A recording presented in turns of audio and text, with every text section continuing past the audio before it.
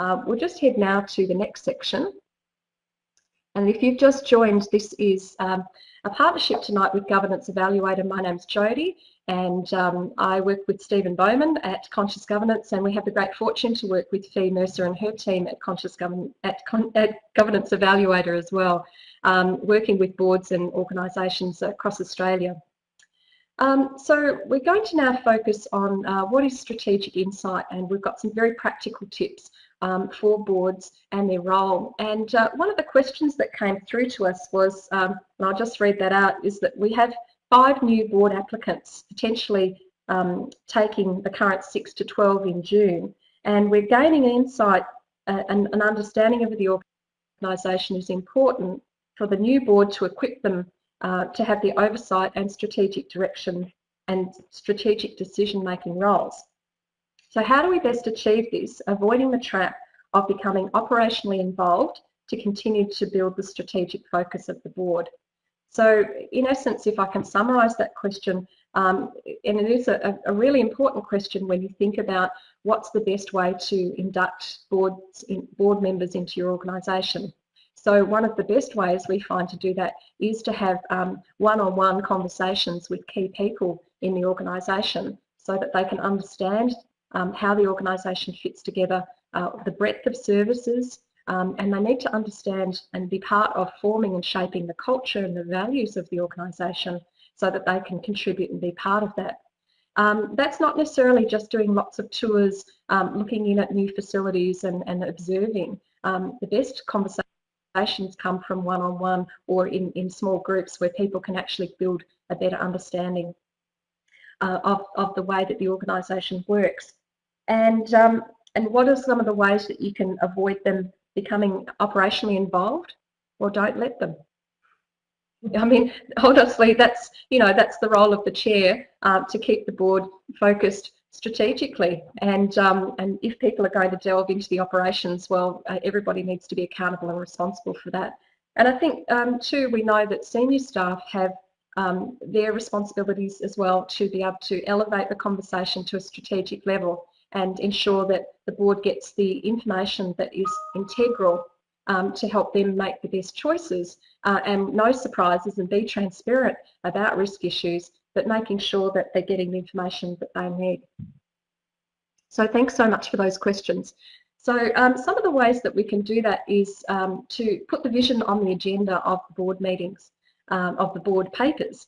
So often we ask people about the vision of their organisation, and we get lots of different ways to that people describe, the vision of the organisation, and that's okay. You don't need to learn it verbatim. But we find that having the vision on the agenda of the board meeting, and in fact even senior staff meetings, it helps give a focus of the purpose and reason why your organisation exists. And it's not to have meetings. The whole purpose is to have strategic oversight and foresight and insight, and also the board to perform their governance role and leadership role. So having vision is a terrific way to focus, especially when the conversation might be veering off in a direction that might not seem very relevant. And a kind and a compassionate way of questioning is to ask someone, so what's the relevance of that to the vision of our organisation, and help bring them back to that. And to embed the strategic plan into your agenda is an essential way to ensure that your board meetings are focused. And the samples that we use as well have asterisks with the particular meeting papers that don't need to be discussed, but they're there for noting, or if there's decisions to be made, that's clearly highlighted on the agenda, so that it's clear to the directors what it is that the CEO or the staff are looking for from the board. And having stakeholder input into your strategic planning and your organisation along the way is absolutely essential. And one of the ways you can do that is allow time on your board agenda for, say, every 2 months, and invite someone to come in to speak to your board whose point of view matters. So that could be somebody who's done particular research. It could be a key member of the community. It could be somebody who has a completely different point of view, but it's important to try and build an understanding of where they're coming from. And more importantly, linking it back again to your strategic plan, your organisation, to consider what that might mean for you. What are the strategic implications of that? Having staff input is absolutely essential in all aspects, and elevating the conversations with staff to ensure that they are bringing with them their best thinking. And as Stephen mentioned in the beginning of the webinar series, that having people come back from seminars, conferences, reading materials, even apps that you might be using, and sharing that insight and that information is an incredibly powerful way of keeping connected and ensuring that that there are no surprises and that you're always scanning the environment for new information. We call this strategic gossip as another topic. Now that is actually a very valid way to ask people, what have you heard around here? What are the things that you know about? What are the changes? There could be, and when we say gossip, we don't mean malicious. I just wanted to clarify that. We mean things of strategic interest and that are newsworthy and that are valuable. And that could be mergers occurring. It could be major changes that you need to be aware of. And sharing information from conferences and articles, and allowing time on agendas for people to come back and share that information. We know that many people are time poor, and the time that they do spend doing professional development could be a huge benefit to everybody on the board and in senior staff, not just for their own benefit. So allowing opportunities for that to be continued at the board meeting as strategic insight is very, very important. So we've come to the end of the major part of the questions and the presentation. I might invite Stephen to come and join me for the last part here. Hi everyone, back again.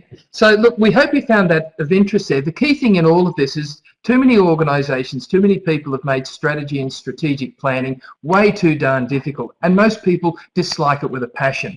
So what if it was actually easy? What if it was actually quick? What if it was actually done strategic?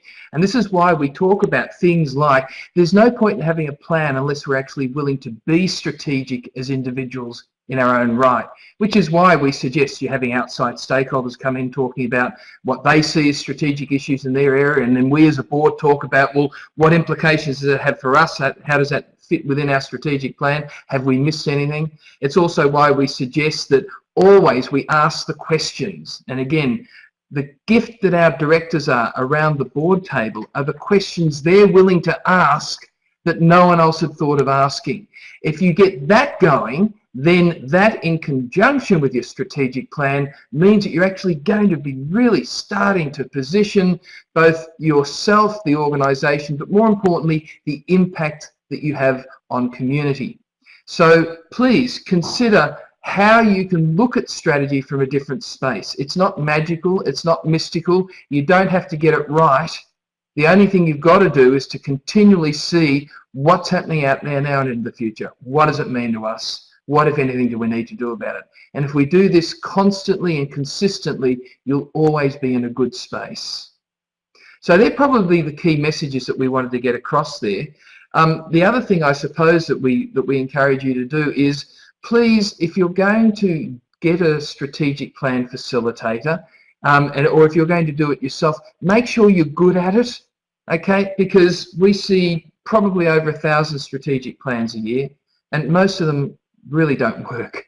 And most of those have been facilitated. So if you're going to get someone, talk to your colleagues about who they've used. Talk to your colleagues about whether they're good at facilitating. You know, when I was CEO of the 4 organisations I've been CEO of, I used to do other people's strat plans, and in return they do mine. Why? Because we're quite good at it. So please make sure you get some good people to do this, because quite honestly most aren't. And that's really why when you start to look at a strategic plan is useful, but it's useless unless we're actually willing to be strategic as well. Jody? Thank you. I'd like to add as well about the questions. So we were talking before about the importance of the board being the question, asking questions. If we think about oversight and foresight and insight, so some key questions from an oversight perspective might be, well, what's wrong? And a foresight might be, what is the plan? And an insight would be, well, what's the question? So coming back again to, you know, if you ask the right question and you spend time on that and getting that right, then you're going to have far more quality outcomes and elevated discussion that can help you really deal with the things that you want to in a more sophisticated approach. Cool. If anyone's got some questions in the last few minutes that they want to send through, then please feel free to do so, because now's a good time for us to address those. I suppose the key thing in all of this is that a strategic plan is out of date the day you write it. We just got to get over that, right? And what we need to do is to minimise how out of date we are, because we miss stuff and we miss it constantly. The only thing that's not acceptable is not recognising that we actually miss things. And so that's why we need to be continuously at our board meeting having input into, well, what might we have missed out there? I mean, many of you have heard of the NDIS, particularly if you're in the health sector or the disability sector. The really strategic organisations were starting to have conversations on this 3 years ago, positioning themselves that if it came in, they'd be in good shape, and if it didn't come in, they'd still be in good shape. The organisations that are struggling at the moment are those that are starting to schedule meetings to talk about the implications of NDIS. You know, 3 years of strategic thinking has gone down the drain pipe. So it doesn't even matter whether something comes in or not. It's how we choose to look at it and the sort of conversations that we have about how to position ourselves so that no matter what happens, we're in good shape. One of the questions that was asked before by Gina, and thank you again for that, Gina, is so how do we actually look at creating the future role of our organisation? And one of the best ways of doing that is by coming up with scenarios.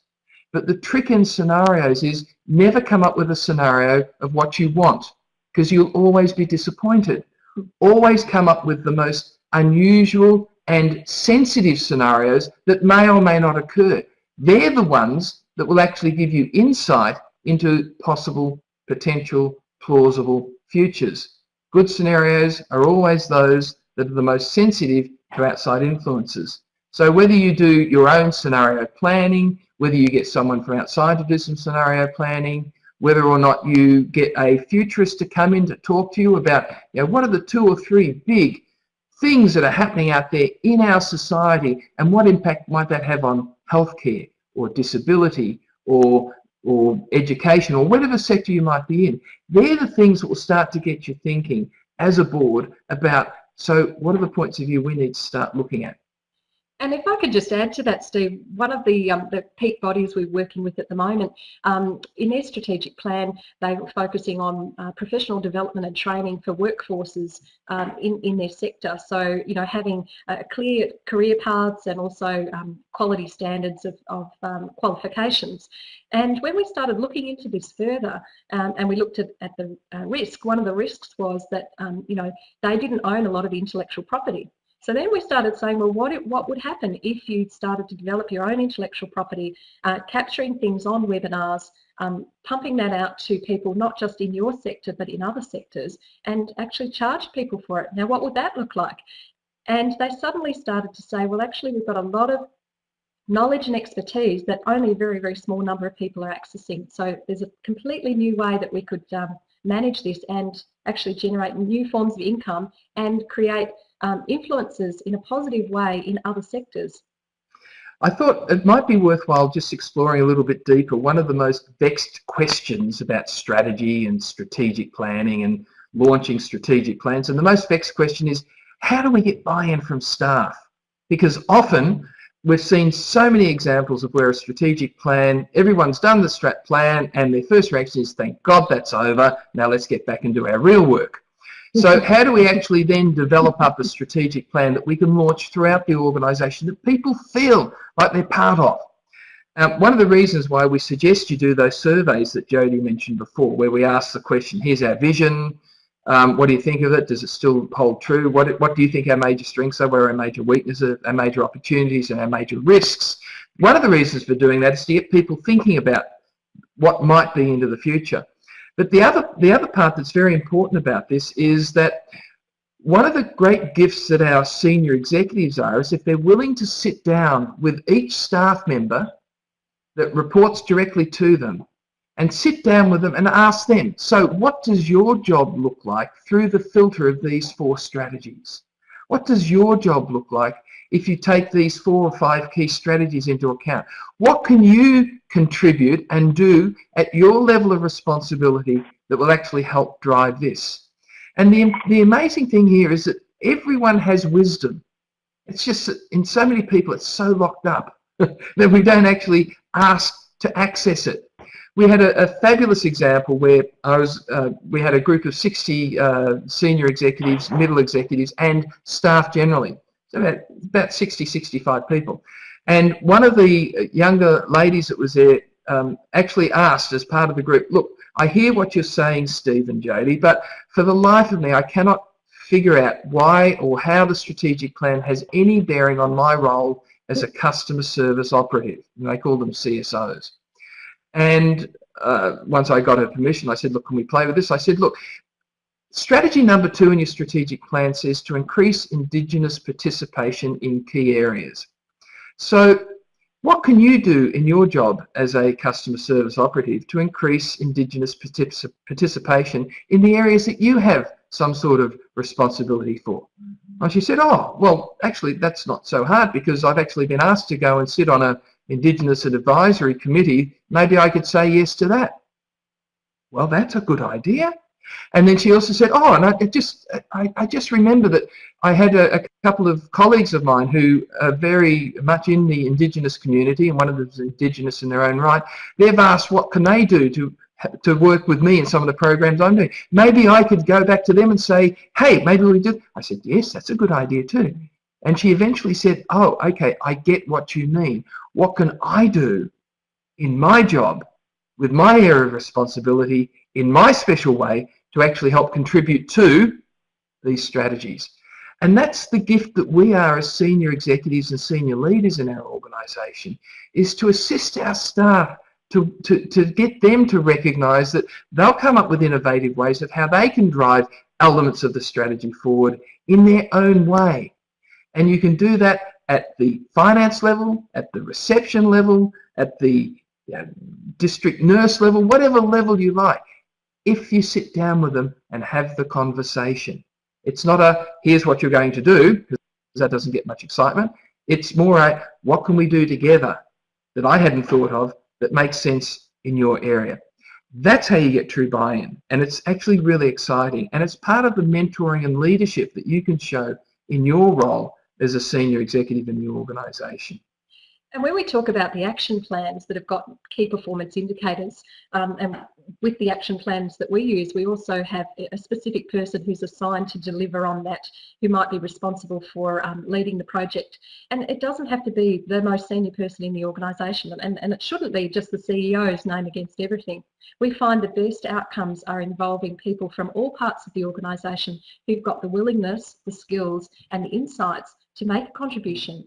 And you know, it could even be a lead volunteer. It doesn't need to be a paid person. You're really looking for the right person who's got the right attitude and the right skills, who wants to make that contribution. And I suppose the last thing that I want to finish this off with is to tie it back into the governance evaluator, because often when many of you have used it, and if you haven't, then I encourage you to have a good look at it, because it is literally one of the best in the world that's out there.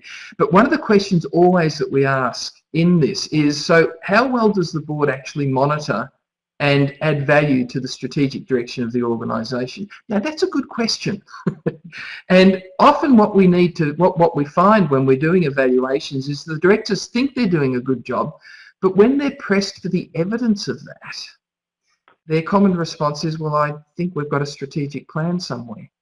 And that's not evidence. So what we're looking for as part of the evaluation is, do they have a strategic mindset? Are they asking the right sort of strategic questions?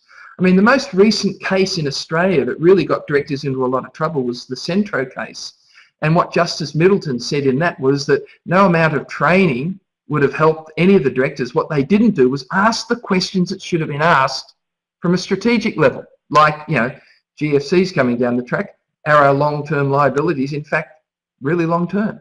Because guess what? They weren't. So it's really that sort of strategic awareness, the being strategic, that any sort of board evaluation needs to really draw out. And it's the evidence that supports that that gets us as directors willing to look at, well, have we got the things in place to support this? And again, it's the conversation about what does it mean to be strategic? Does our strategic plan actually start to lead these sorts of conversations? Are we willing to look at what else we might have missed out there? Because that's part of being strategic. And are we willing to look at other people's points of view and change things if they're needing to be changed, which is another view of being strategic. And just one last thing, in terms of that evidence, so part of an evaluation of governance is also to look at what's in place and then how that can be improved. But one of the key tools linking again to strategy is the board calendar. So what is in place over the year, the period of time for the board to work on and keep their focus and make sure that they are actually reviewing and doing things the way that they said.